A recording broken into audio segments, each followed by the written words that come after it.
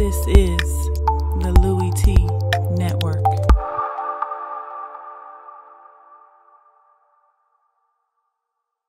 Then my team went 6-10, and we ain't smell the playoffs.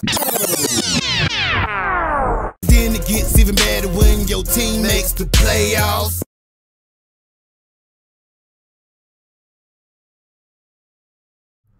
Who else could it be but me, your man, Louie T? Welcome to the 2018 NFL playoffs here on the Louie T Network. Your man Louie T's got the entire playoffs covered like a blanket here, wall-to-wall coverage as we get into Wildcard weekend, the nightcap of the doubleheader.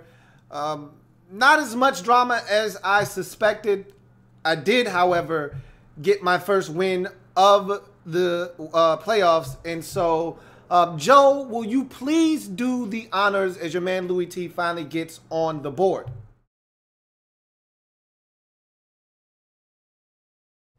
So I got the dub.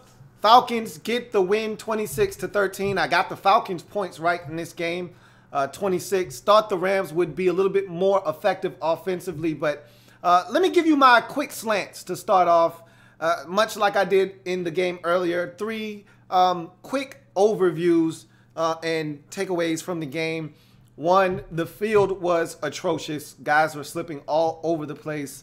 That's a problem. I hate to see the field impact a guy's footing and things of that nature, but that wasn't the reason anyone had an advantage. Both teams had to play on the same field, but the field was not in the best of condition. Number two, damn, Aaron Donald is good. Never, ever trust a man with two first names.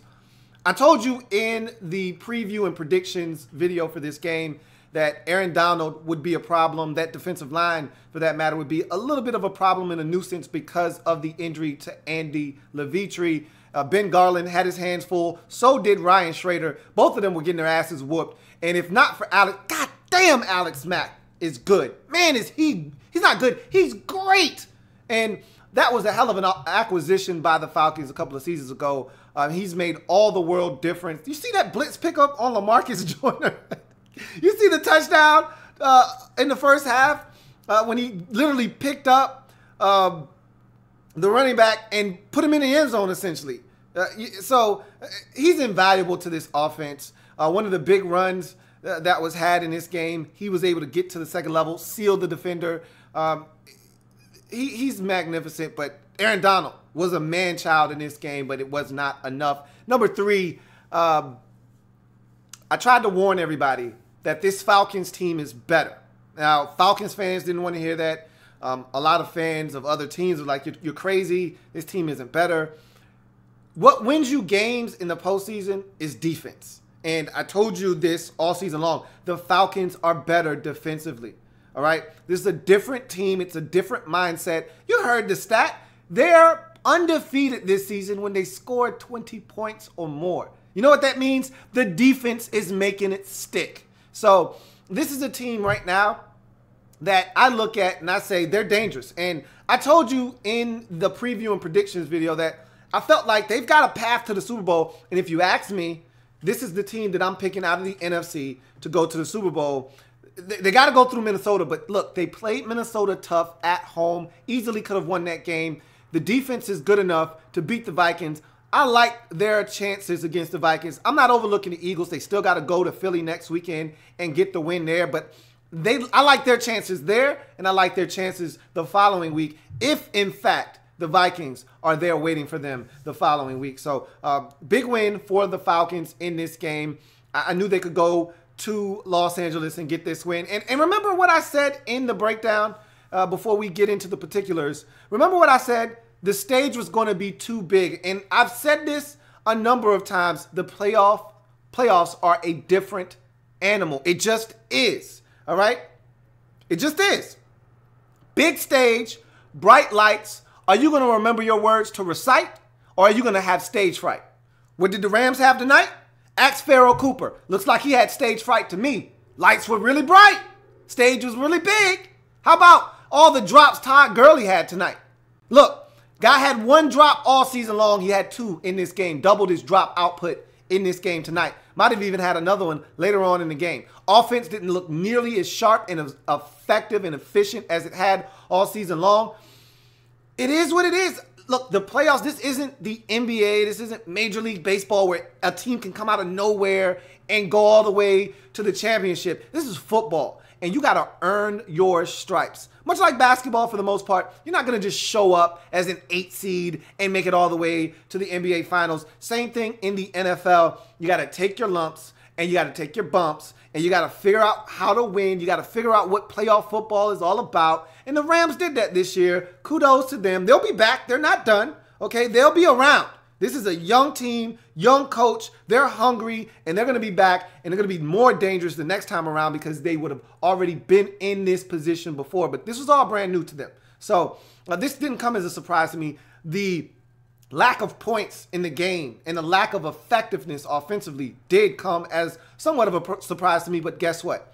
The Falcons defense playing ball didn't come to us as a surprise to me. And I'm not shocked at all that they were able to do what they did in this game to get the win. So let's jump into this breakdown. And I want to start with the Falcons. Obviously, they won the game. We start with the winners here on the Louie T Network. And so let's talk about the Falcons. And I want to start with the defense because if they're going to win and get to the NFC Championship game, if they're going to possibly make a run to the Super Bowl, it's going to be predicated on this defense. Last year it was offense, offense, offense. Defense, please just do enough. This year it's a little different. It's defense, defense, defense, offense. Please don't screw it up. So the defense I thought was outstanding tonight.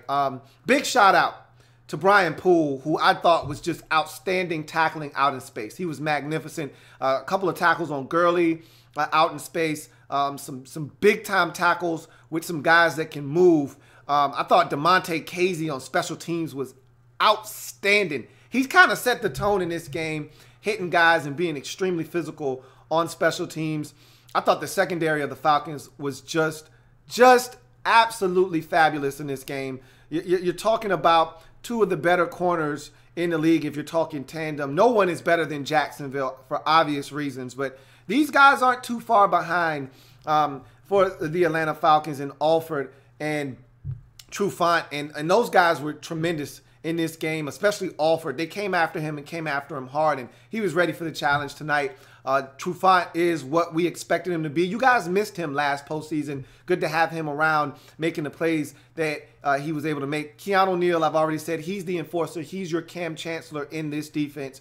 And then, of course, Deion Jones is the guy that is really the glue that holds this defense together. Love what he's able to bring to this defense. And then you got a little bit of pressure on Goff. It wasn't much, especially in the second half. But in the first half, you were able to get him off the spot, rattling him a little bit. And that was the difference in the game, coupled with the secondary just being outstanding in this game. So give credit where credit is due. The Rams, who were one of the best teams getting yards after the catch, two teams that excelled at yards after the catch in the Chiefs and the Rams were bottled up in these wildcard games tonight. And you got to give credit to these defenses for being short tacklers, for not giving up a ton of yards after the catch, and not allowing guys to make big chunk plays. That's been the calling card of the Rams this season. You know, screens and underneath passes going for big plays and opportunities to score they weren't missing in the regular season. Well, this is the postseason. It's a different animal, and the Falcons stepped up defensively. And I don't know if you've been watching, and this is why I've been talking about the Falcons are different this year. They're better this year, and they have a better chance at winning this year, is because, in case you haven't noticed, they've been playing defense all season long. Even in the games that they've lost. You look at the Minnesota game.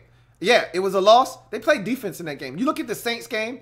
They played defense in that game and easily could have won that game if the offense wasn't abysmal in that game against the Saints. The game they won against the Saints, they had no business winning that game, but the defense gave them every opportunity, including the game-clinching pick in that game, to win. It's the defense. That game against Carolina to clinch the playoff berth in Week 17, that wasn't the offense. That was the defense. The defense held the Panthers to 10 points in that game. It was the defense making the plays. It was the defense giving the offense more than enough opportunities to field goal the other team to death to win the football game. It's been the defense all along this season, and you see it again here. I don't know if you guys have been paying attention all season long, but you need to wake up. Wake your ass up. We got to win tomorrow. That's what they did tonight. And so if you think that this Falcons team isn't capable, think again. Watch what they did tonight and know that they're capable of redoing this, duplicating this over and over again. This is what they've done this season. Played defense, and I talked about this in the breakdown. They needed to run the football and stay balanced. What did they do? They ran the football and stayed balanced. I loved Steve Sarkisian's game plan and the execution of it in this game. We talked about the running backs and them needing to be a bigger fixture in this offense. Well, they were. They both touched the football a number of times in this game. But what that did was it kept the Rams defense from pinning their ears back and being over aggressive. And what happened when they decided, and I said this, if you remember, in the preview and predictions, I said the Falcons need a couple of quick hitters, some screens, something quick to the perimeter to get the Rams off their pace and not allow them to get into the backfield, to keep them on their heels, to not allow them to pin their ears back. And what happens when they decide to bring all-out pressure? They hit him with a screen to Mohamed Sanu. Check, check, 1, 2, 1, 2. Guess who? Mohamed Sanu for about 42. And that pretty much put this game on ice. And it's, again, those are the types of plays you need to make in the run game, coupled with the screen game, coupled with some passes underneath, getting the football out of Matt Ryan's hands. And I thought he was outstanding in and outside of the pocket. A couple of plays, that third down conversion to Austin Hooper on that drive that essentially put the game away with the Julio Jones touchdown to put this thing on ice essentially. Great job of getting out of the pocket, extending, and then finally Austin Hooper and making a pinpoint accurate throw. Thought he was on his best behavior tonight, even when he slipped. That I know about 10 to 15 quarterbacks that on that slip late in the first half, where he got the laceration to the back of his ear. I know about 10 to 15 quarterbacks that fumble that football. Okay, fumble that football, and that turns into a fiasco.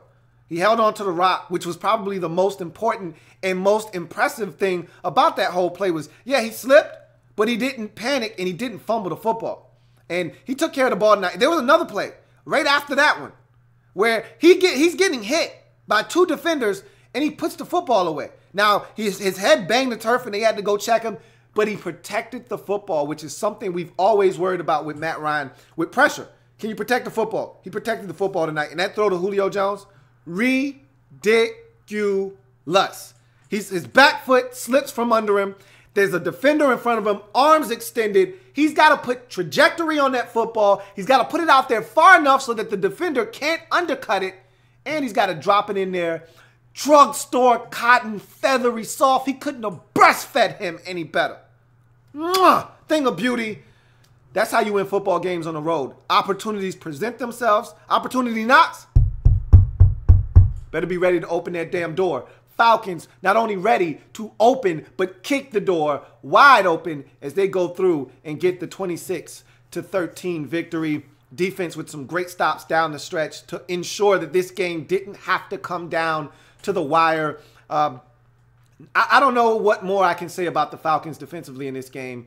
They were outstanding, and I really think that they're going to the NFC Championship game. And I want to say I'm this close to saying that they're going to the Super Bowl, but there's a team in Minnesota right now that's stopping me from making that declaration right now. But I will tell you this much: if you put a gun to my head and say, "Hey, I need your Super Bowl teams from both conferences," I'd take the Falcons right now.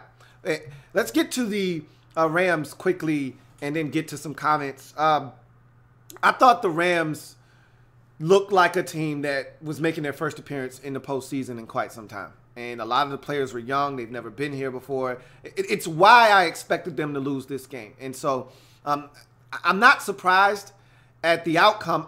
I'm surprised at how the outcome was reached. I thought they would score more. I thought they would be more effective. I expected the early game jitters. I expected mistakes. I expected Goff to turn it over. Well, he didn't. It was Cooper that turned it over a number of times in this game, Farrell Cooper. And so and he never got over that mental block. And again, it's a big stage. The lights are bright. He had stage fright. It happens. I get it. I always tell you, in these types of games, leave the young boys at home. They don't know how to handle this kind of setting. And you had to learn the hard way. They had to pay tonight. And it's unfortunate. Gurley with some drops. He wasn't himself, even though he ate in the run game. A couple of big runs. Got him over a buck tonight. He just wasn't the same guy in the passing game. And one of my keys to the game for the Falcons was, hey, look, Todd Gurley's the key to the game. If you slow Todd Gurley down, you win. They slowed Todd Gurley down because he's been a dual threat, the best this league has had all season long in terms of hurting you through the air and on the ground. Well, he made an impact on the ground, but he didn't get that one run into the end zone. And then he didn't have an impact at all in this game, which they have to have if their offense is to run as smoothly as it's run all season long. They've got to have him in the passing game, and the Falcons simply weren't having it tonight. And so it was a rough one for the Rams on the offensive side of the football. A little bit of pressure early on Goff. I thought he handled it well. That throw to Robert Woods on the sidelines, are you kidding me? Stop the nonsense. Stop it, Jared. See, this is what I'm talking about. The man has confidence now. He climbed that pocket a number of times tonight and made some great throws. He missed some guys. But it's the whole thing about being in the postseason and getting this experience. He needed this, and you would love to get the experience along with the win at the same time. But just them being in this position is going to help them in ways you can't imagine moving forward. And I know most Rams fans don't want to hear that right now because there's no solace in knowing that we got experience now. We're going to be dangerous in the future. You wanted to win this game. You were a division winner. You were a 3 seed. You felt great about your chances this year. And it sucks it had to end like this, especially with the offense being a damn near 30-point a game offense this season, and to be reduced to 13. Not what you were expecting in this game. But again, this is what I thought could happen. I didn't think 13 was going to happen, but I thought you could lose this game because of the lack of experience. You go to the defensive side of the football. I thought the defense was pretty solid for much of the night.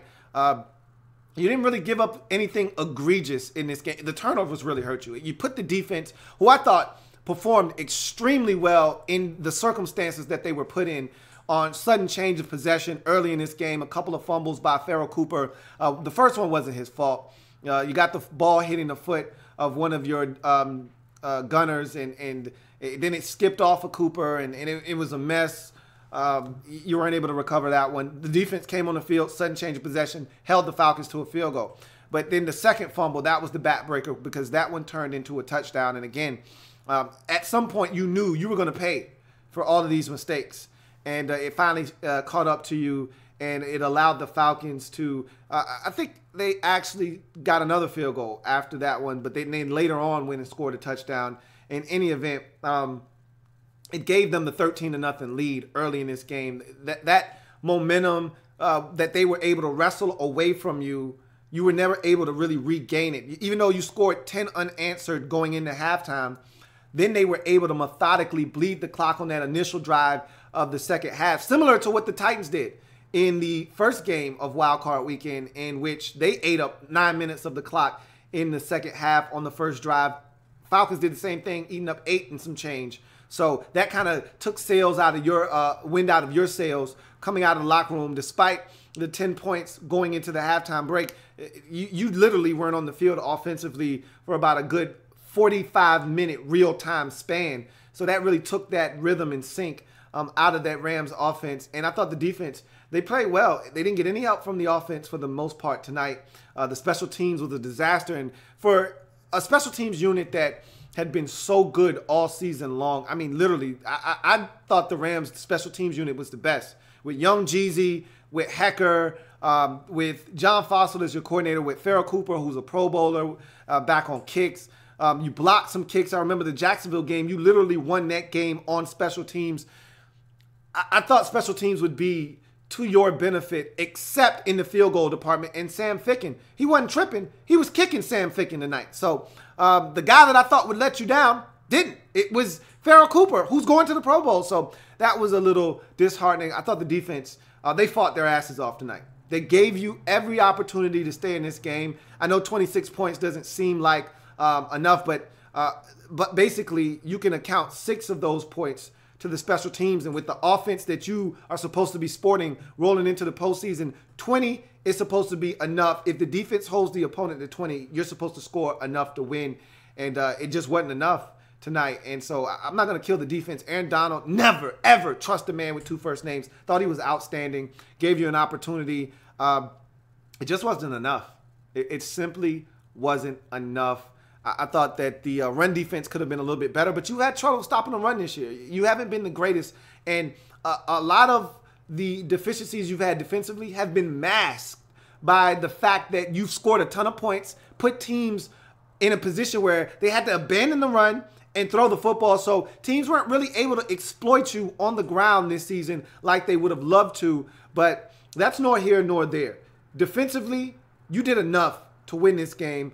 The problem was the thing you counted on getting you through let you down, which was the offense. They didn't come through for you in this game as the Falcons get the win. 26-13, advance to the divisional round of the postseason where they'll travel to Philadelphia next Saturday to take on the Eagles in a game that I think the Falcons have every opportunity to go and steal and set up a huge matchup in the championship game, most likely against the Minnesota Vikings. But again, Minnesota will have to get through whomever they have to play, the winner of Saints and Panthers. So let's get to some comments. Shall we?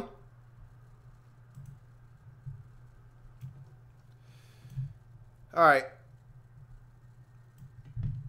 Let's go all the way to the top. Sergeant Spooner says, if the Falcons can fix their red zone scoring issues, they'll be a tough team in the playoffs. Hashtag Matt Bryant for MVP. Automatic, as I call him, was absolutely lethal. Again, the guy is exactly what I just called him. Automatic. And I can't say enough about him. They've got a weapon in Matt Bryant that allows them to just get it to the 40, essentially, and the guy's in field goal range almost. I mean, what did he bang home? A 54-yarder in this game with about 2 yards to spare? I mean, the guy's he's a machine. And much like Vinatieri, I think he's got a much bigger leg than Vinatieri at this point, but Vinatieri is still banging him home from 50. So Matt Bryant is definitely a guy that, with the defense that they're playing, if he can continue to kick the way that he's kicking, they're going to be a tough out for sure. Reese says, goddamn Falcons. Was hoping the Rams would take care of them tonight.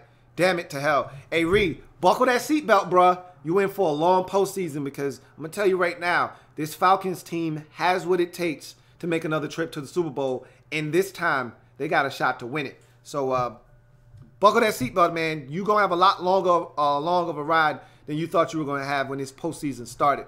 Atlas says, all right, I was wrong. Said the Falcons would make no noise, but I guess I was wrong. Yep, you were wrong because you didn't understand that the playoffs are a different animal. And that this Falcons team, they've been playing defense all year long. I know a lot of you haven't been paying attention, okay, because you were paying attention to your own team, which is what you're supposed to do. But now I'm here to tell you they've been playing defense all year long. Ain't nothing changed. It's just now you're paying attention because you don't have anything else to pay attention to. They've been playing defense all season long. And that's why I've said this a number of times. People have laughed at me, told me I was crazy. They're better this year than they were last year. Believe it. They're better. And I thought that this was one of Steve Sarkisian's best games. He ran it. He stayed balanced. And they did some different things, some quick hitters to the perimeter, which is what I said was necessary for them to win. That play to Mohamed Sanu, check, 1-2, 1-2. Guess who? Mohamed Sanu. That was exactly what the doctor ordered. When they needed it, they called it, and they executed. And then the throw to Julio Jones. A lot of action, guys running this way, that way, some fakes. And then Matt Ryan with the beautiful throw, touch pass to Julio Jones. Julio! I thought it was a beautifully executed game plan and well called by Sark tonight. Spooner says, what did Cooper do to the defense? They were effing him up on special teams. Cooper put the defense in a tough spot all night. All night long. All night long. All night. All night long. All night. All night. Put him in a bad spot all night.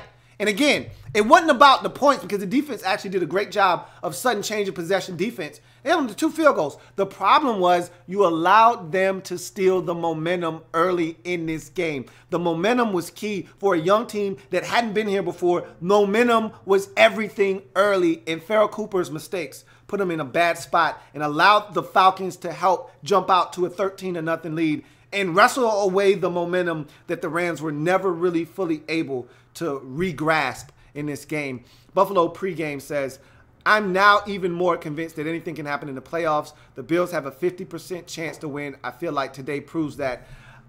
Not exactly, okay? Here's your problem. Defense wins in the postseason, and although the Jaguars haven't been here, much like the Rams, their defense is something else. Like, they're not good. They're something else. All right? In the Bills offensively, they're not bad. They're something else. They're really bad. They're something else in terms of offensive production. I don't trust anything but Shady on offense. Oh, Shady's not playing. Or if he is, he's less than 60%. I just don't. Again, the way you're going to win if you're Buffalo, and this will be the last time I talk about Buffalo, is you got to create turnovers, and you got to take care of the ball yourself. And those turnovers have to yield points. In any event, let's keep going. Buffalo pregame says, do you actually think that the Rams are a worse team than the Falcons? I feel like the Rams choke. What is this thing you guys keep talking about choking? Stop talking about choking. This has nothing to do. Choking is what the Falcons did in the Super Bowl last year. That's a choke job, okay? If you want to call what the Chiefs did earlier choking, fine, go right ahead. I don't think that was a choke job. I thought the Titans took that game from them. This wasn't a choke job. The Falcons weren't dominating this game to the point where, oh my God, or the Rams were dominating this game to a point where, oh my God, there's no way they can lose, and they lose. That's what a choke is. When you're in a position that there's no way you're supposed to lose, and you find a way to lose. You find a way to give the other team the game. That is a choke. It's nothing. You guys throw that choke word around so much that it's ridiculous that I think you guys are starting to lose sight of what that term actually means and when you should use it. This wasn't a choke situation. They didn't play well enough. They were a young team. They didn't execute. They didn't do the things that got them to this point. They ran up against a team with the experience necessary, and they took them out. There's nothing about choking. Reese says, in other news, Lou, Dirk Cutter says he plans to retain his whole staff so no one will be held accountable for the past season. Facepalm. Well, if he was coming back, you had to know that there was a chance that most of the staff would be back. Archangel says, we practically got a bye next weekend. Don't do that. Do not do that. The minute you start, disrespecting your opponent, assuming that you get a win, that's when you take an L. Don't do that. I need you to go into that same game as a fan. The team isn't going to disrespect Nicholas Foles and the Eagles. I need you as a fan to realize that you're not good enough to do that. You're not good enough to call out a bye. You didn't go 13-3 this year. You eked in the playoffs at 10-6. So don't do that. Do me a favor. Don't do that. I think you're going to win next week. Don't do that, though. Please don't do that. Mondraw says, this was one of those games where you watch the defensive players and coordinators and think, I need me one of those. Yeah, me too. I felt the same exact way. I said the same thing to myself. I hope Redskins fans are watching because the playoffs always give us a chance to see the things that we don't have and that we need to get. Because I know a lot of Redskins fans don't watch other games necessarily. Now there's no other show in town. You have no choice but to watch this if you're watching football. And so now you get a chance to see what it takes to make it to the postseason. Things that we don't have that it'd be nice to have one of those. And I feel the same way you do, Mondraw. It's like, damn, I sure could use me a Deion Jones. That'd be nice. Damn, I sure could use me an Aaron Donald. Now, those guys don't grow on trees. Sure could use me a Keanu O'Neal. That's pretty sweet. That's some sweet action right there. Those guys don't grow on trees, though. You know what I mean? So, sure could use me a Wade Phillips. Sure could use me a Mark. Where's my Marquand manual? Where's mine at? Hey, man. It's fun to watch, though. Reese says, props to Sean McVay. He has nothing to be ashamed of. Nah. And he's not holding his head down. He's disappointed that they didn't execute and win this game, but they had a hell of a season. So, Captain Spartan 04 says, this was my first game I've watched of the Rams all season. I hope they were better than this during the season. They were, but this isn't the regular season. So, let's see what we got. Reby says, Rams didn't look like they have looked all year. I didn't see this coming. I knew you did. Impressed with the Rams this season. They will be a force to reckon with in the upcoming seasons. They sure will. And they needed this experience, and they got it. You just hope you get the experience while winning at the same time, which they weren't able to do tonight. Marty Prattis says, is it me or did Andrew Whitworth seem to give up a lot more pressures than usual? He did, but it wasn't the kind that got Jared Goff sacked. It was the kind that made Goff have to move off the spot, which is something he didn't have to do for the vast majority of this season. Even your right tackle gave up some pressures tonight, and he got beat immediately by the Falcons' first-round pick, Tack McKinley, for a sack. So Havenstein got beat. So it was a different, and again, all of that early in the game. Again, when you're looking to seize control of the game, seize momentum for the first time this season in a long time, or maybe since for the first time since the end of the regular season, where you started to really gain momentum, and I think that blowout win at Seattle kind of galvanized the fan base, and you started seeing fans show up in drones at home. This was a real Rams crowd, and you needed to give them something to cheer about early. And I thought the offensive line wasn't good early. I thought the mistakes early cost you momentum, didn't allow the fans to get involved and get charged up, and it allowed the Falcons to really have control of this game.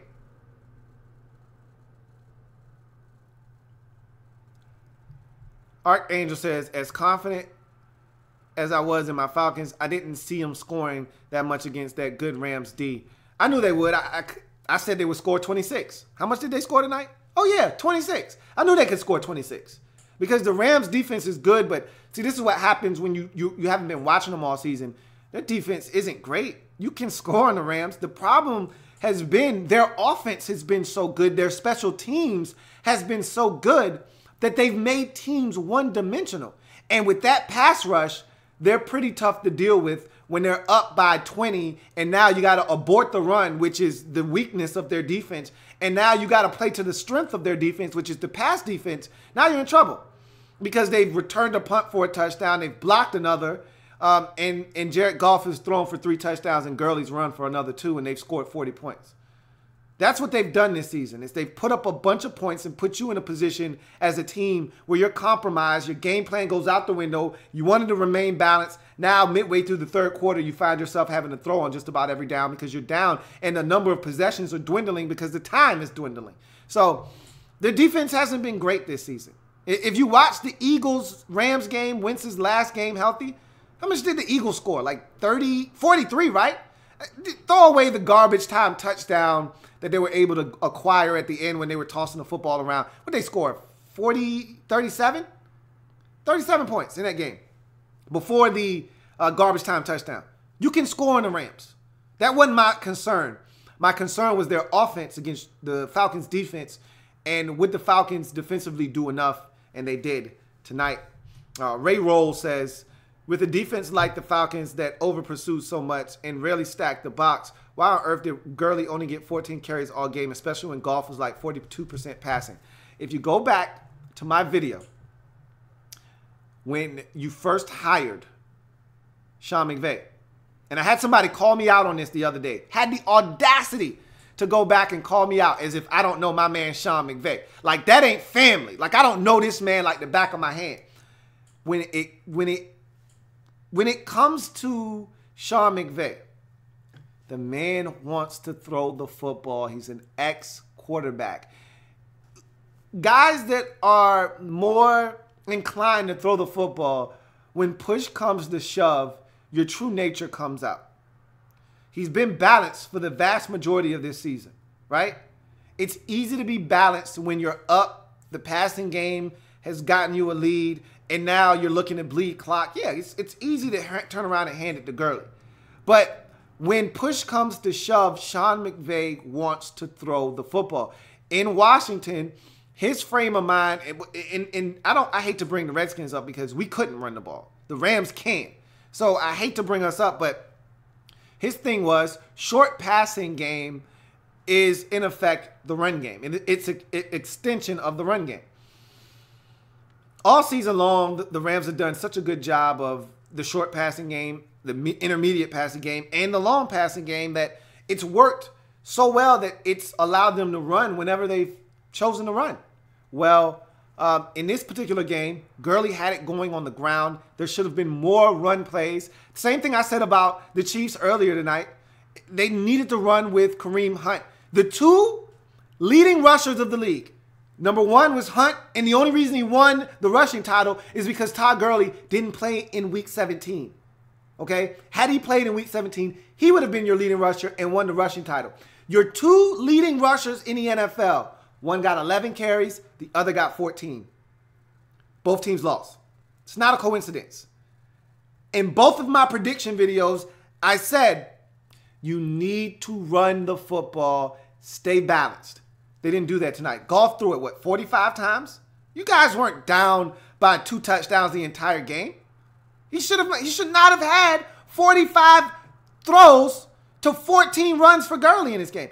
And if I'm not mistaken, did we even see Tavon Austin tonight other than the first play of the game on ghost action? Did we even see him the rest of the game? I don't recall him getting a carry. I don't recall him even being in on ghost action. I don't think he touched the football tonight. He's been a staple of your offense this season, but he wasn't in this game. When you've never been here before, you get away from some of the things that you've done well to get you to this point. That's what happened to the Chiefs.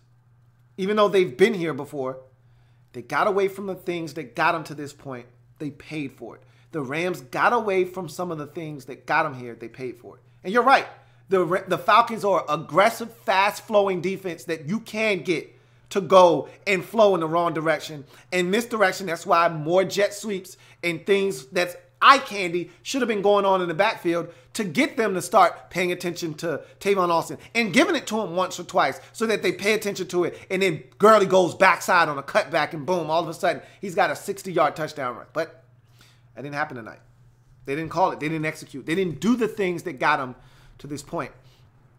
Archangel says, I was overly excited when we got the Rams. I didn't want to see the Saints in the first round, Lou. I'm just going to be honest. No, you didn't want to see them. This was the perfect draw for you. Had you played the Saints, you would have lost. You know that. I know that. And that's why you were nervous. And that's why you were glad you got the 6th seed. Had this played out had you won the division, you might have lost in the first round. It's a very distinct possibility that had you won the division, you might have landed the Saints in the first round. And the Panthers instead would have been the 6th seed. And then you'd have been in some trouble. Because the Saints would have had no problems walking into your building and leaving with a W. So it's played out perfectly for you. Everything happens for a reason. Reese says, word on the street is Matt Patricia's taking the Lions job. That's word on the street. I've heard the same thing. It wouldn't surprise me if he did. And if they do that, Jim Bob Cooter probably going to be retained as offensive coordinator, and they're going to have what seems to be a hell of a staff. We'll see what happens, though.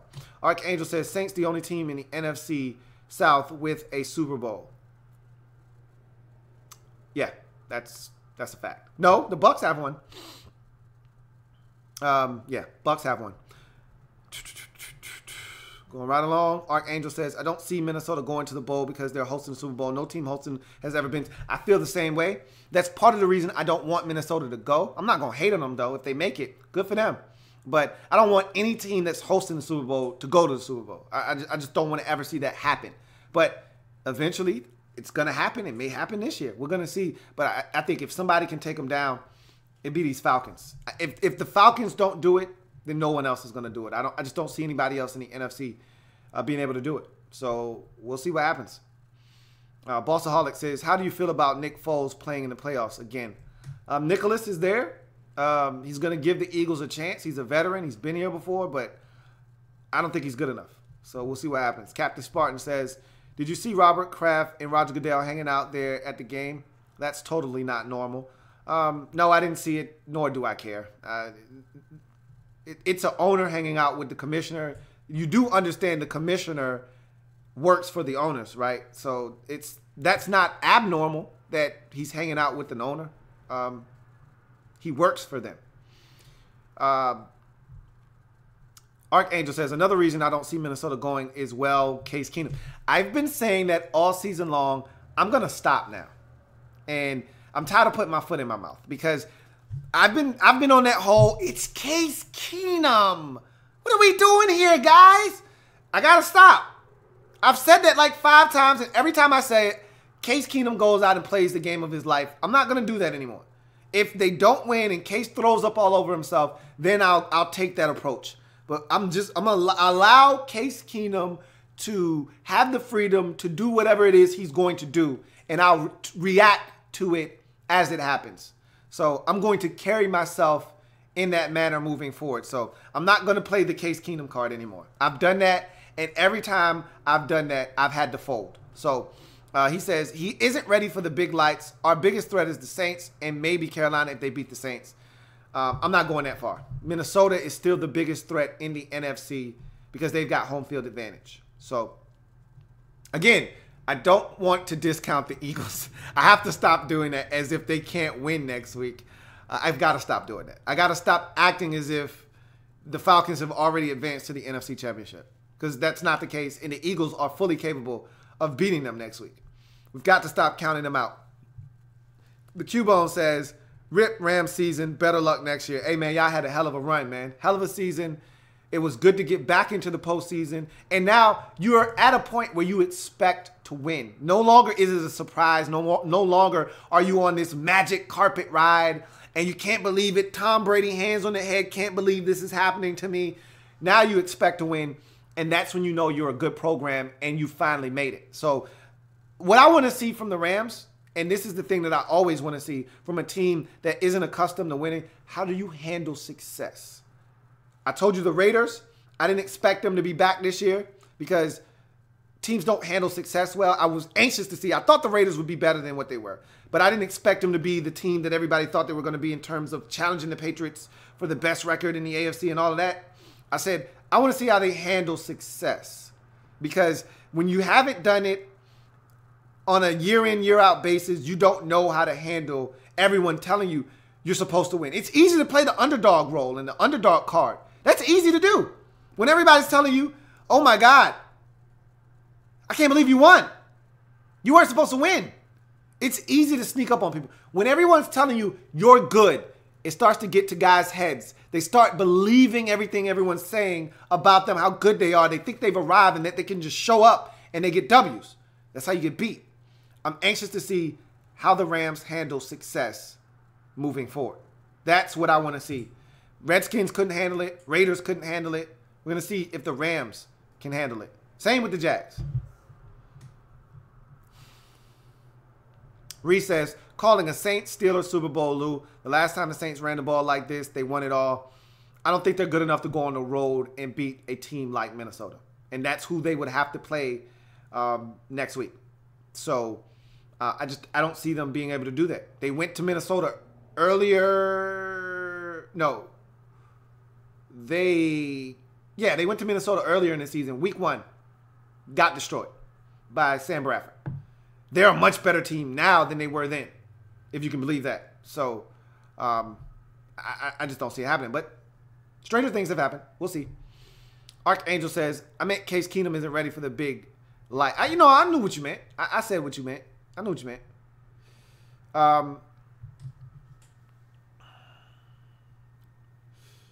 Archangel says, the real Case Keenum that you've been waiting to come out all year, Lou, is about to finally show himself. Just watch. Hey, look, man, I've been waiting, and I still haven't seen that guy. So I'm going to give Case Keenum the respect that he has earned. Respect is not given. It is earned. He's earned respect from me this year. Now, let's see what he does with it. Does he throw it down the toilet in the playoffs? Playoffs? Yeah, in the playoffs. Or does he continue to play the kind of football that got the Vikings a first-round bye and has everyone thinking that they could be the first team in NFL history to play a home Super Bowl game? We'll see. Aiden Wynn says, what do you think is wrong with the offense? If you're talking about the Rams, I think they didn't run it enough tonight. I think that the stage was a little bit too big for them. And, I'm not one to subscribe to that for the entire game, for the entirety of the game. The stage being too big for you, that's something that affects you early. And early hurt the Rams in this game because it allowed the Falcons to get off to a quick start. So early, having jitters early because you haven't been here in a game of this magnitude hurts you because you make mistakes like Farrah Cooper did. You give up sacks and pressures to Goff like they did early in this game, and it allows the Falcons to score 13 points early to give them the lead and the momentum that they would never relinquish. But as far as the offense was concerned in this game, Goff wasn't as comfortable as we've seen him this season. They got to him early, which rattled his cage. I thought he played well, though, under the circumstances. They didn't run it enough. If you want to be honest, they didn't run it enough. And guys didn't separate. How many times did you see Goff throw into a receiver that was tethered with a Falcons defender that was ready to knock the football away? How many times did you see that tonight? Guys didn't separate. And when they did, Goff didn't give him. Sammy Watkins won on that first go ball when he put his hand up, Randy Moss style. I'm open. He didn't put it out there far enough. He won. He had a step on Alford.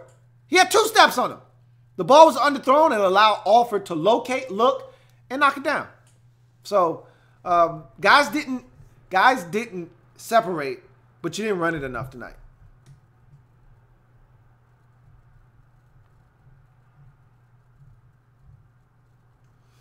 See where we now.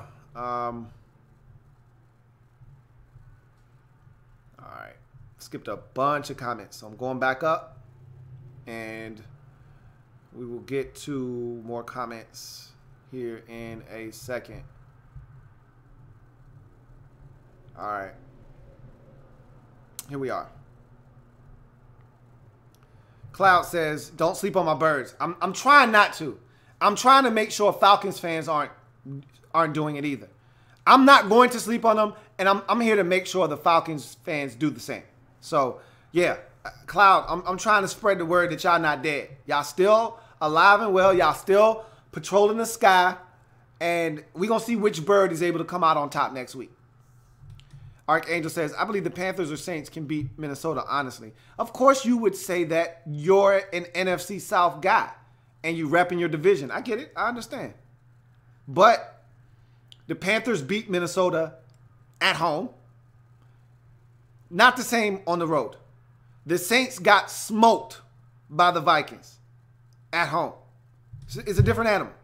It's a different animal. In Minnesota, I should say. John Niner says, "When are you doing winners and losers?" I will do the season finale for that next week. Archangel says, "I'm thinking Falcons, Saints in the NFC Championship." Nah, I don't see it. I don't see the Saints. If that does happen, then my man Rhea is right. The Saints are going to the Super Bowl. Saints are going to the Super Bowl. Unless the Falcons offensively play better. Because I know the defense can slow down the Saints. I saw them do it 2 weeks ago in the Superdome. Slow down that Saints offense. They slowed them down enough.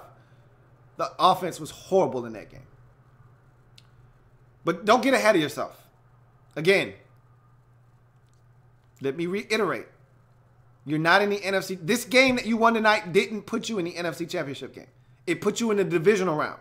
You do have a game next Saturday on the road against the 13-3 Philadelphia Eagles. Keep that in mind. Archangel says, or maybe Falcons, Panthers in the NFC Championship game. You're hearing it here first, Lou. All right.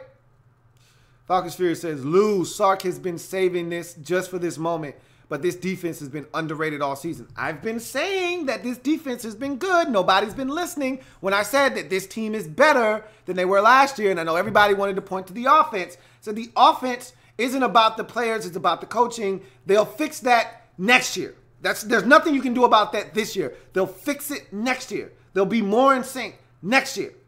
Because it takes you about 2 seasons, just like it did with Kyle Shanahan when he first came to Atlanta. That first year, they were not in sync. Matt Ryan was not in rhythm. The second year, they exploded. I can see something similar to that happening with Sark next year. But this defense, this defense has been good all season. And I said, this team is better. No one was listening. Reby says, "I was hoping the Rams would win so we would play them again. I liked our chances. I'm listening to you now, Lou, about the Falcons. I've been hearing you say it all season. I've been trying my best to spread to the masses what was going on. I'm glad somebody was listening." Falcons Fury says, man, Keanu Neal and Deion Jones should be in the damn Pro Bowl. That's some real BS, but I'll take the playoff W over that any day. For sure. And they weren't going to be able to play in it anyway. I know you just want the accolades, but those guys are beasts, both of them. Simplex says, do you think if the Rams scored before halftime, they would have won this game? I don't know if that would have won them the game per se, but they would have went into halftime with a little bit more momentum had they been able to get a touchdown there, but they weren't, and they had to settle for the field goal. I don't know if a touchdown there changes the entire dynamics of this game, but it definitely changes the way the Falcons felt about going into halftime, up 13-10 versus down 14-13. In the first half where you felt like you dominated, if they look up at the scoreboard and they're trailing, you feel some type of way. It does change a little bit of how you feel, and it would have put more emphasis on that opening drive, maybe a little bit more pressure on them trailing instead of leading on that opening drive. Maybe they don't convert on a couple of those third downs, and maybe they don't get the field goal that extends the lead out to 6 at 16-10. Maybe they have to punt and they're losing 14-13. Maybe the Rams, with momentum now, fresh off of the touchdown before the half, they get the football back and then they score, and it's a different ballgame. It's possible, but that didn't happen. John Niner says, Rams should have played starters in Week 17. They look rusty. I thought about that, but it's more important to go into the game healthy. You've earned the right to rest your guys, like Cooper Kupp.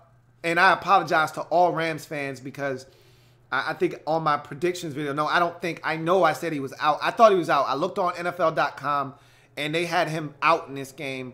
I think that was from last week, and they never erased it. But in any event, they had him out. So I ran with it. I didn't even go do my homework like I normally do. I said it's on the site. It's gotta be right.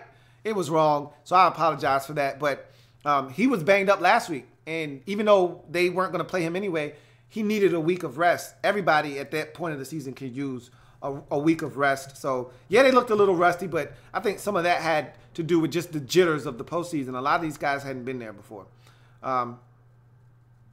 Falcons Fury says, Rams never had a lead, not a choke job, just a decent win. Exactly. It had nothing to do with a choke job. I mean, a lot of people just throw that word out there because it's convenient, it's easy. I hate that. Don't do that.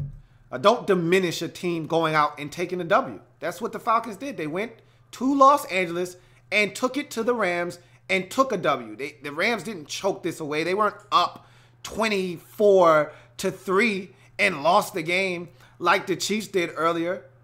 They were trailing in this game the entire time. They never led in this game. This is a wire-to-wire win for the Falcons.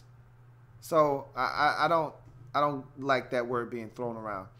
Falcons Fury says, hey, man, this feels different than last season. More intense, more serious than last year's playoffs. Well, for starters, last year, you had it on cruise control. I mean, you had home field throughout. You didn't even play in Wildcard weekend last week. You were at home. You knew no one can outscore us in these playoffs. Playoffs? Yeah, no one can outscore us. Last year, you had it on cruise control. You're like, look, man, nobody in this playoffs plays enough defense to stop us from putting up 40. You knew that last year. You laughed when you saw the Seahawks. You conveniently put up 40 and some change on those boys. Aaron Rodgers was ripping everybody up. You laughed and said, hey, look, man, you may be the bad man, but guess what? Y'all don't play no damn defense. So outscore us if you can. You put the clamps on him and you put up another 40 burger. That's why last year wasn't as intense, because you knew you could outscore everybody and you weren't playing the kind of defense you're playing now. This year, you have to work for everything you get on the road, the hard way, playing defense, which wins you championships. Archangel says, this is redemption tour after the choke from last year, Lou. My Falcons still got that bad taste in their mouths. Yeah, they do. And it's driving them. And that's why I expected them to win this game. That's why I expect them to win next week. And that's why I think they've got a shot to get back to the Super Bowl. They've got unfinished business. Sort of like the San Antonio Spurs when Ray Allen hit that three when they were supposed to win the NBA championship. Remember that next season, they tore everybody a new asshole, got back to the finals, and beat the brakes off of the damn Heat. Feel like the Falcons have a little bit of that kind of in them right now. They've got some unfinished business, and I think they've got a shot. But long way from the Super Bowl, that's for sure. Falcons Fury says, nah, Lou, the Falcons know what's up. Eagles dangerous. As long as y'all know. I got Archangel over here talking out the side of his neck. So I just want to make sure that y'all understand that the Eagles aren't going to lay down and give y'all nothing. Y'all going to have to go there and take the food out of their mouth, in their house, in their kitchen, and walk out with a dub. They're not giving you nothing. Captain Spartan says, I think I know why the Rams lost. Sean McVay's beard is uneven. Really? Sean McVay has one of the most crispiest beards in the league. Stop. Stop. Falcon Fury says, how would you grade Dan Quinn in the playoffs thus far, including last year? He's been outstanding. In my mind, last year, I don't think he was at fault for the loss in the Super Bowl. I put that more on Kyle Shanahan. I think Kyle Shanahan would put that on him with the lack of the run in the second half and still being over-aggressive. Quinn has been great. And I can never understand when a Falcons fan says Dan Quinn needs to be fired. I've heard Falcons fans say that before. Like, are you kidding me? Are you kidding me? Dan Quinn is awesome. Does he always make the right decisions? No. Dan Quinn is awesome. I love the decision to not hesitate on that fourth down on one of those possessions in the second half. I want to say it was the first possession of the second half.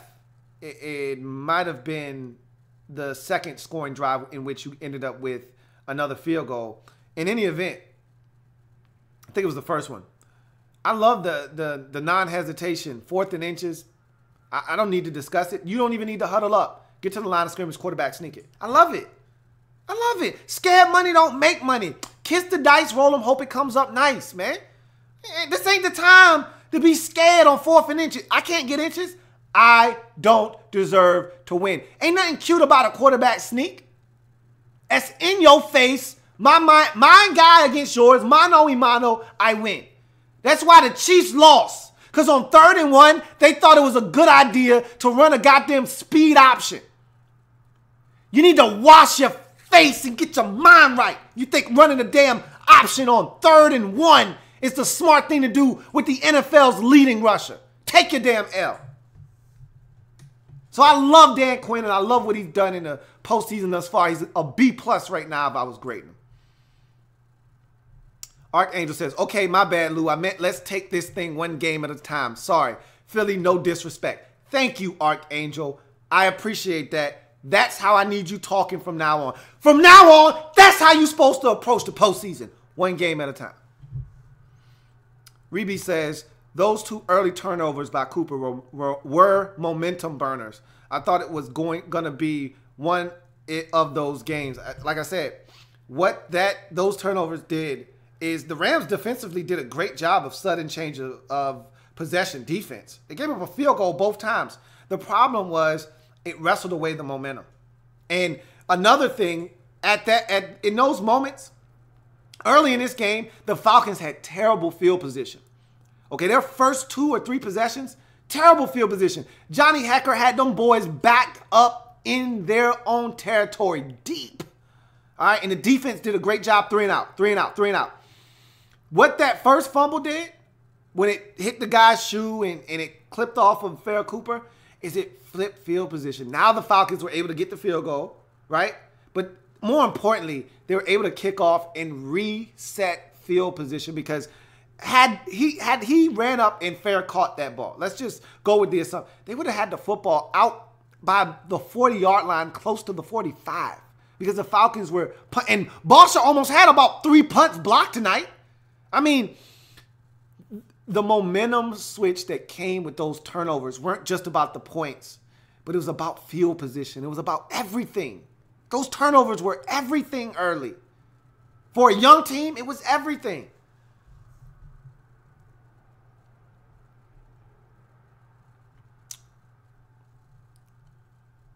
Make sure you're using the hashtag. JFT Network says he wants y'all to check out his channel. I'm assuming his channel is called JFT Network. So if y'all enjoy football, I'm assuming he does a football channel. Check him out. See what it's about. You like it? Sub it up. Falcons Fury says, I kind of saw this coming after we did well against Alvin Kamara. Yeah, this defense is legit. Falcons Fury says, hey, man, they better invest in a new goddamn field. Got us slipping left and right. Yeah, man, that field was a little out of line. I hate seeing guys slipping all over the place, man. Almost made Matt hyperextend his damn knee, man. That was close. Matt almost hyperextended. Matt almost got a concussion. Matt almost hurt his back all on the same play, man. They need to get that fixed. Reby says, yo, bye week? Really? We'll see. Nick has me a little nervous, but the rest of the team don't. Just piss my ass off. I'm getting hyped. Hey, Reby, no disrespect from me. No disrespect at all. Hopefully the Falcons fans understand, and maybe they'll understand that you went 13-3 for a reason. It's a good football team in Philadelphia, with or without Wentz. They're going to come to play ball. So we're going to see what happens. DeMonte Barino says, is it just me or is the Falcons O-line costing them points? How so? How so? I need you to elaborate on that. Simplex says, if the Rams scored before halftime, took a 14-13 lead, they would have won this game. It's possible. It's possible. I mean, I explained how that would have changed the dynamics of this game. I don't know if they win necessarily, but it does change the dynamics of the second half. Falcons Fury says, hey, man, how is Tack looking? I see him using his hands a lot more. As a side note, Grady G is a beast at defensive tackle. I've been more impressed with Grady Jarrett this year than I have anybody else on that defensive line.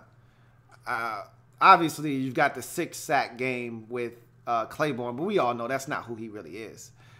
Grady Jarrett has been a man in the interior of that defensive line, and he has made strides. I mean, strides so big this season, leaps and bounds, to the point where he's going to become a guy that you got to pay attention to on the interior of that defensive line. He's creating havoc, and it's going to allow the guys on the edge to have a chance to win because there's nowhere to go, nowhere to step up to. Tack is coming along. On that sack he got tonight, that was hands, which he didn't use in college. It just was speed in college. So he's coming along. He's got a ways to go, but he's coming along. Colin G says, do you think Desmond Trufant stepped up compared to any game? I did. I thought Desmond looked good tonight, man. Even the play he gave up down the sideline to Robert Woods, that was a perfect throw by Jared Goff. You can't play it any better than that. I don't know what else you want the man to do on that particular play.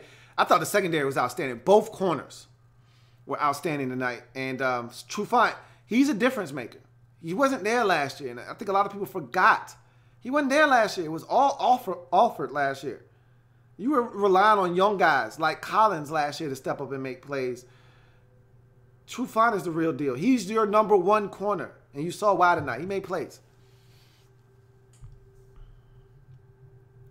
Aaron Henry says, do you think there could possibly be a Falcons-Saints NFC Championship game? It's possible. Anything's possible. It's the playoffs. This is why just getting in changes everything. That's why I always say you just want a ticket to the dance, because once you get in, all bets are off. John Niner says, Sean McVay versus Kyle Shanahan going to be a great rivalry for a long time. An be. Two guys that I have nothing but the utmost respect for as offensive minds in this league. Both an extension of the Redskins family, even though Shanahan was kind of, he's like the adopted son. We more so claim McVay as our own, even though I respect Shanahan like a member of the family too. The dude was outstanding. I just think Redskins fans couldn't see it. They were so blind with the Robert Griffin III thing that they didn't understand how good the man was and what he did. Ray Rose says, I'm a Saints fan. Thanks to the Falcons, the road just got a lot more tougher. But there is a chance we can host the NFC Championship game if things go right. Absolutely. If you win twice and the Falcons win, then you host the NFC Championship game. So there you go. Reby says, the link will be rocking. I feel they need me in those stands. I need a GoFundMe to help a Sister Out Foundation. Reby trying to get up in that game, man. I hear you. I hear you. Falcons Fury says, say what you want, but Matty Ice is tough as hell. He was beaten and bruised and never flinched. Hey, look, I've never questioned his toughness. That's one thing. There were years in there where he was getting his ass whooped because the offensive line was terrible. I've never questioned Matt Ryan's toughness. I've questioned his ability to take care of the football under duress. I have questioned that, but I've never, ever questioned his toughness. Archangel says, I meant Saints the only team in the NFC to have won a Super Bowl. Are you talking about in the playoffs currently? If that is the case, then yes. If you're talking about winning a Super Bowl overall, then I'm assuming you're talking about that. So we'll just go with that. Falcons Fury says, okay, that's so irrelevant. Archangel says, okay, I got you. I read that already. Ray Roll says, when the Saints lost to the Vikings earlier this season, it was before Saints figured out their run game and defense. Breeze moved the ball, though, and the Vikings' O-line is suspect. It's a different game. Obviously, week 1 to now is vastly. The Vikings are a vastly different team. So are the Saints. So, again, we're getting ahead of ourselves. You haven't beat Carolina. Of all the games, okay, I take that back because I'm more confident about Jacksonville beating Buffalo than any game this weekend.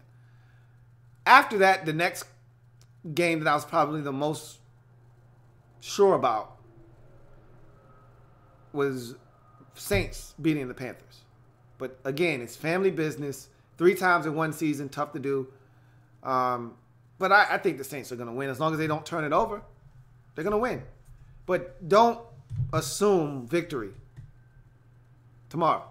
Don't do that. Love your confidence, though. Mondraw says, those dirty birds will have to face one of their division rivals, though.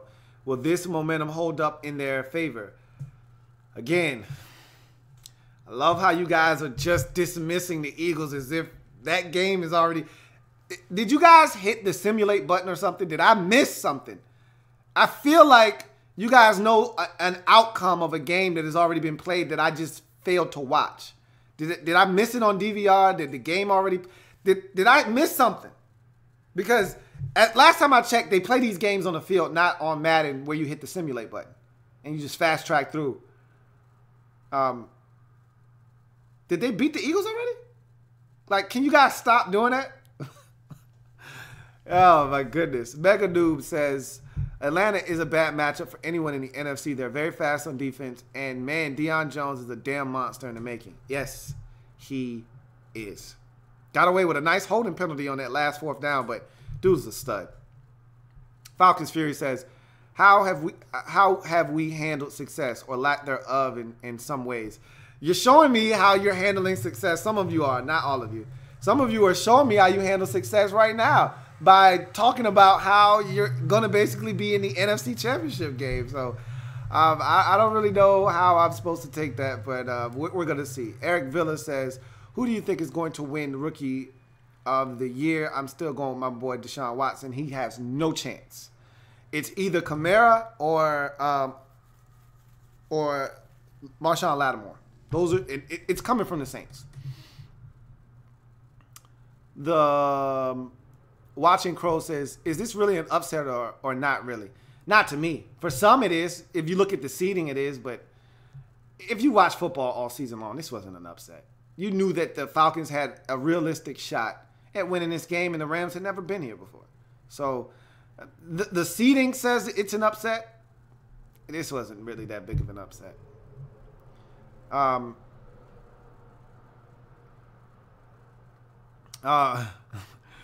Reeve says, please stop that. It's the second time I've heard you say Vikes have home field. Stop playing, man. So disrespectful. You sound like the bye guy. We have to win. I'm trying to convey that message to everybody else. I have got to stop saying that too. You're right. Because again, I've gotten into, you know what did it for me? That Eagles Monday night game versus the Raiders was so bad. It was so bad. That scared the bejesus out of me. Because after I saw Nicholas Foles against the Rams, I said, he can do this. He's been here. He's a veteran. He can do this. The defense is still solid. They can do this. That game against the Raiders was scary. It was bad. You should have lost. Okay? I think that game scared me to the point where I'm just dismissing the Eagles, and I can't do that. So, I'm sorry. I apologize. I really do.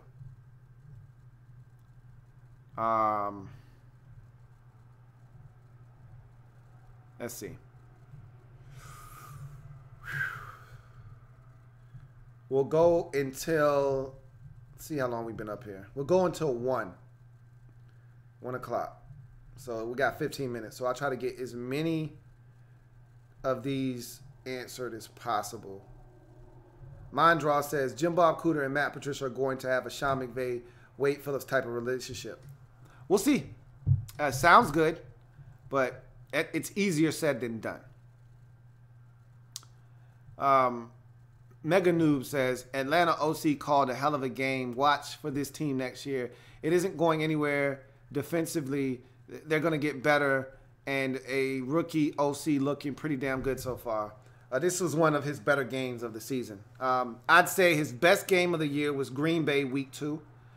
And I think this, and then I'd say the game in Seattle was outstanding. And this ranks up there with those as his best games of the year. So he's picking the right time to stay balanced and make some good play calls. Dirty Bird Mafia 93 says, our offense still had to settle for many field goals, but it seems like most of the second half, the offense started to find some rhythm. You think they can sustain it to make a run? Here's the thing about field goals. This has been who the Falcons have been all season long. They've been a team that has kicked a lot of field goals. But this is the thing. When you know you can get stops defensively, when you know that 22 is enough to win a game, you'll kick field goals. So, yeah, they're settling for field goals, but the key is just get something. You can't have a Matt Ryan performance like you did at home versus the Saints, where he turned it over like 3 times in the red zone. Like, that's what you can't have. You got to get something. And while you would like to score more touchdowns and be more aggressive in the red zone, with the way this defense is playing, the name of the game is just score. Field goals, touchdowns. You would prefer touchdowns, obviously, but just get something. This defense will make it stick. Just get something. And so I think, yes, they have enough to make a run, for sure, if the defense continues to play the way that it's playing.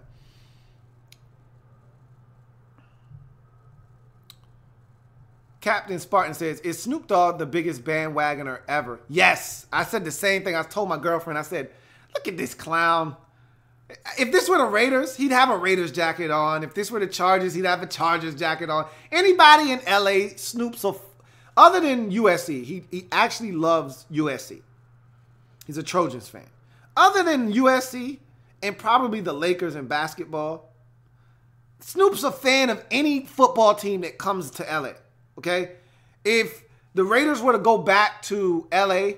one day, he'd be a Raider. You'd see him with a Raiders jacket on. If the Chargers ever make it to his, you'd see Snoop all decked out in Chargers gear. Yeah, he's the biggest damn bandwagoner ever. It's funny that you say that because I meant to mention that too. Clean Senpai says, people are acting like the Saints already advanced to the next round. Yeah, they disrespecting your Panthers, but it's because your Panthers don't have a lot on offense. They got Cam Newton. They got Greg Olsen. They got Devin Funchess. And they got Christian McCaffrey, one of which is a rookie. Another that I don't know how healthy he is.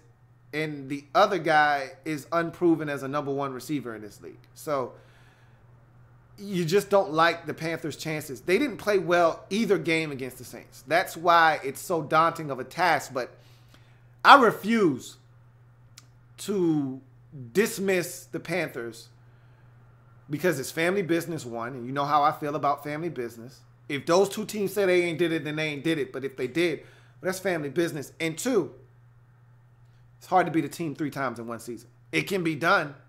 It's just tough. So, yeah, Saints fans on one, Falcons fans on another one tonight. It's crazy. It's crazy. Falcons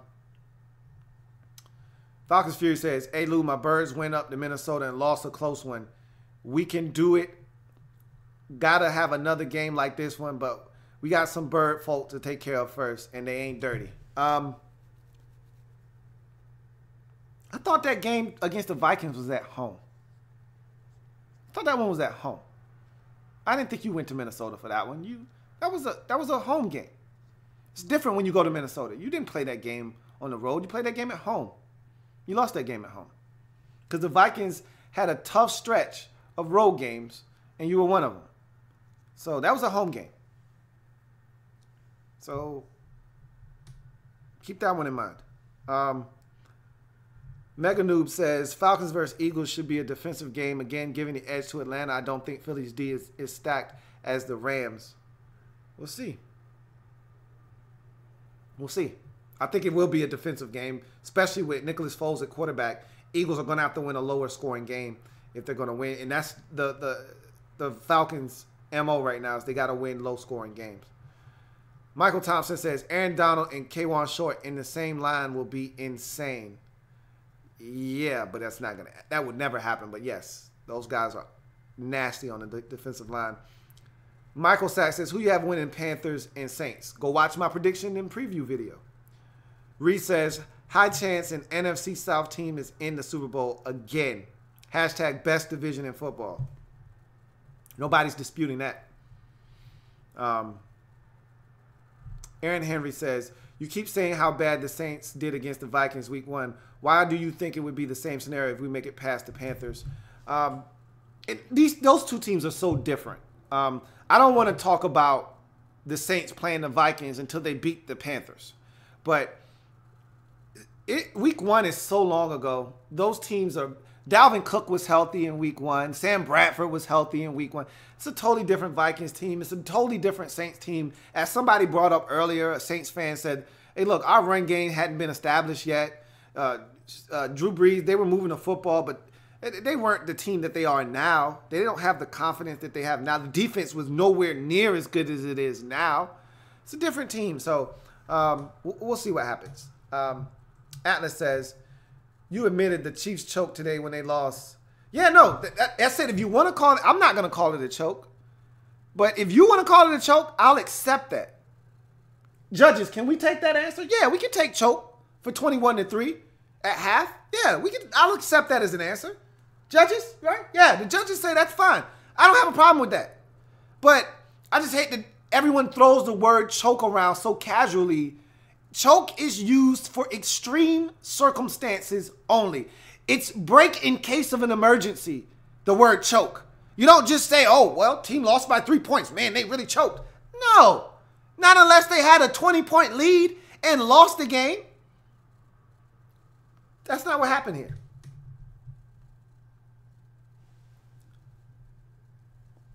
Mega Noob says, this Atlanta team is a lot scarier than last year's Falcons team.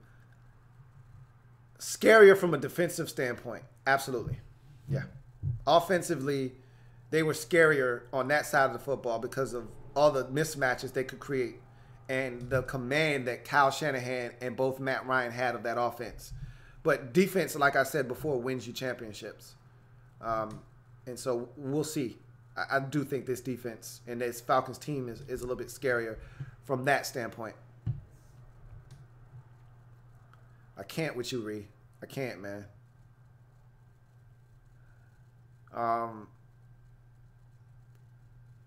Captain Spartan says, everyone already acting like the Pats won the AFC.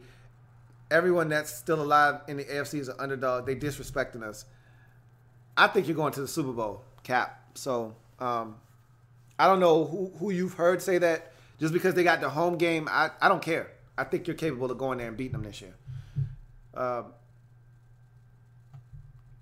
Mega Noob says, Wade Phillips 0-3 versus the Falcons. I didn't know that, but it's tough.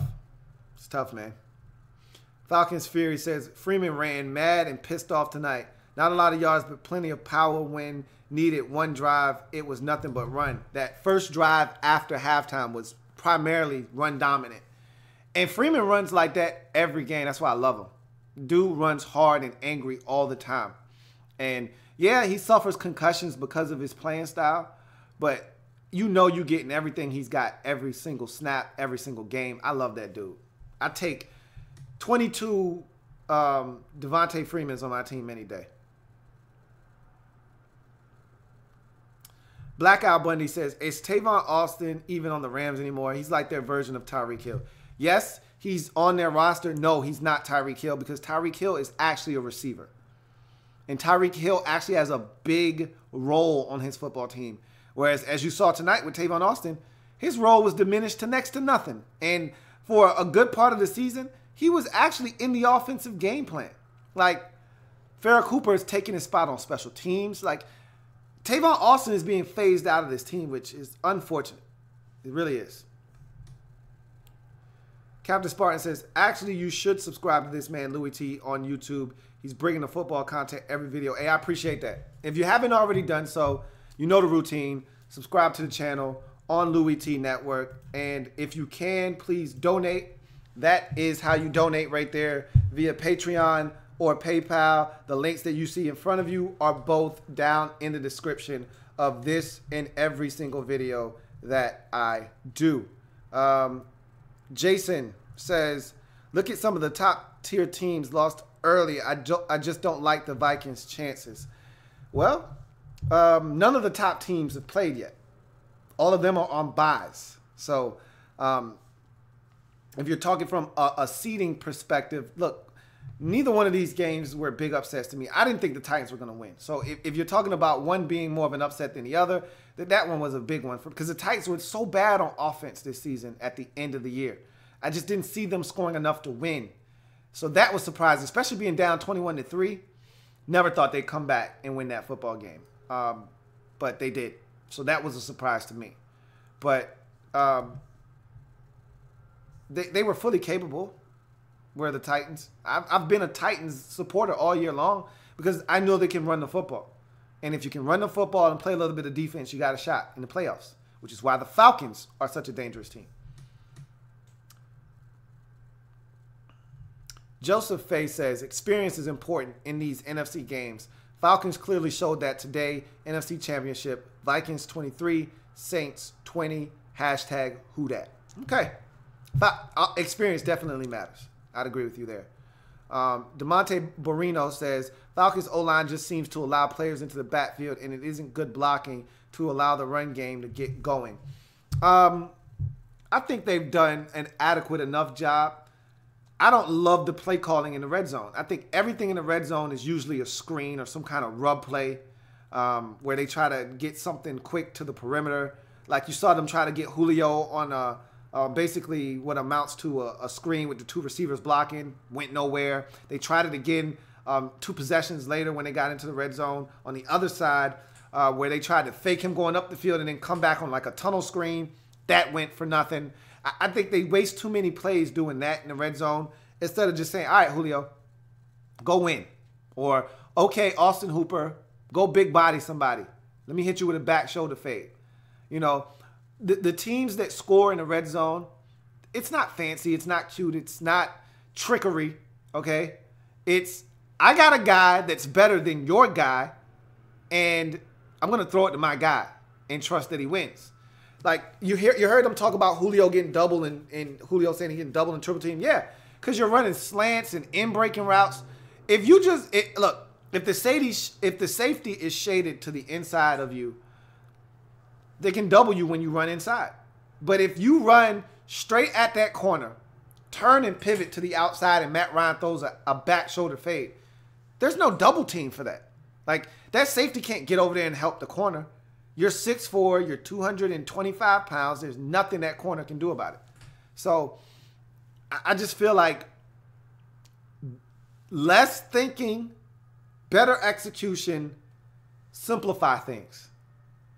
That's how you win in the red zone. And you got to make some tight window throws. But in any event, I'm going to take 1 or 2 more comments. See, I'm going to just skim through and see if I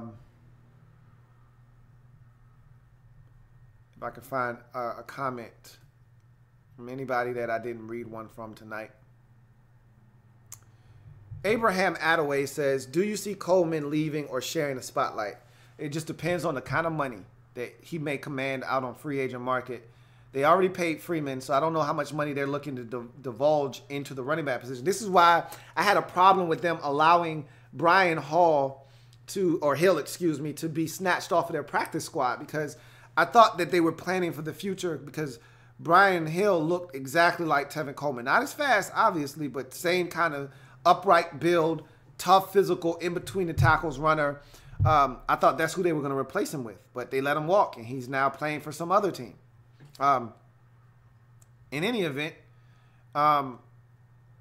if somebody's going to offer Tevin Coleman some real money and he's trying to get paid, he might be gone, because I think he can get paid out in the free agent market. But if no one's trying to pay him real money, and he might have to take slightly less to stay in Atlanta, but it's not a lot less than what he's being offered out on the market, he might be back.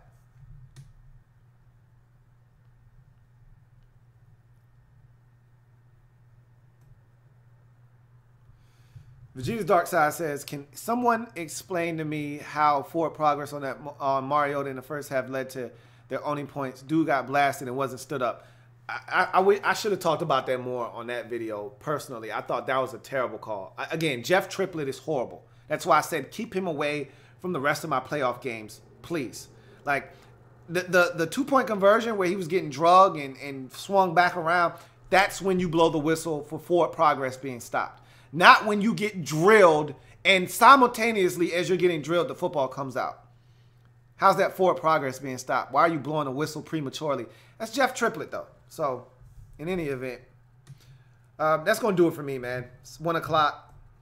Great game by the Atlanta Falcons. They advance to the divisional round where they'll take on the Philadelphia Eagles. The number 1 seeded Philadelphia Eagles. For those of you not keeping score at home, the Eagles did win 13 games this year. They are the number 1 seed, and so don't count them out. But the Falcons look legit.